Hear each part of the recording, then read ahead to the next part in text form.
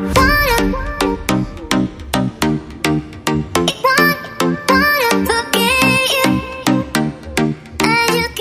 po, good day.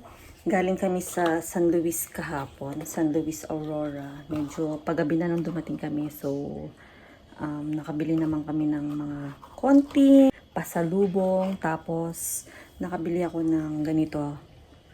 Alam niyo po ba ito, yung pako?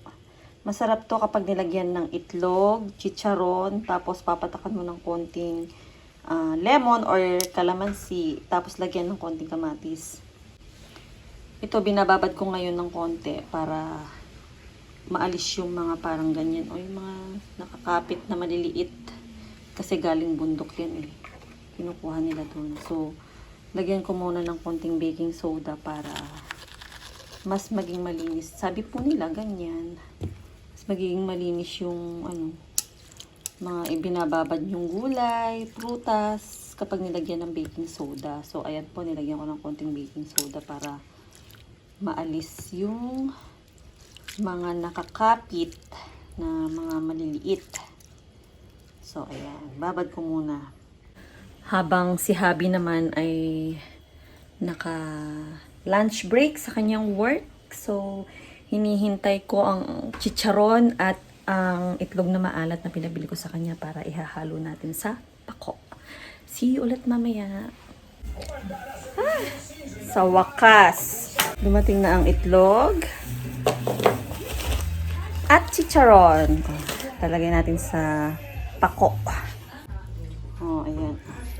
Nilagyan ko to ng baking soda kanina. Ito na siya ngayon. Oh, ang daming naalis na maliliit.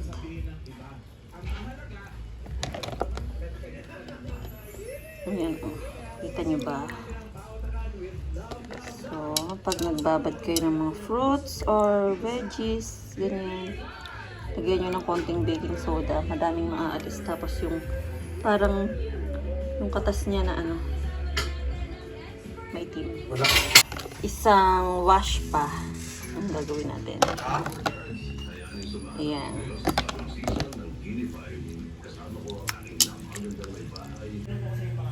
Hi ulit. Ito. Inan ako sa tissue. Ayan. Aalisin ko yung tissue. So, ayan. Para hindi basang-basa. Not dry natin yan. Kung meron tayong pako. Kamatis, lemon, and yung itlog na maalat. At syempre, yung chicharon. Lagay natin yung egg. Sige, sama-sama na. Ayan. Kamatis.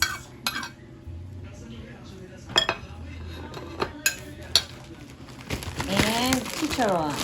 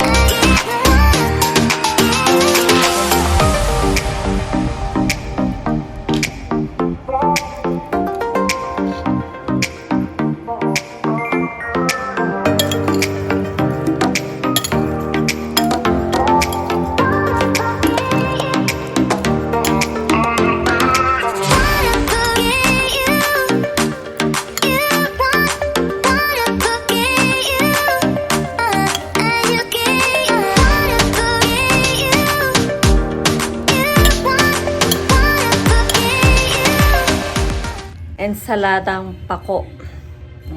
Ayan. Tikman na natin. Siyempre, may konting chicharon and egg. Tada!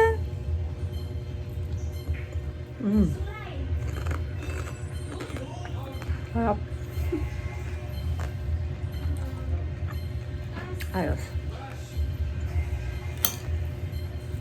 Masarap po. So, ito po ang ating ensaladang pako.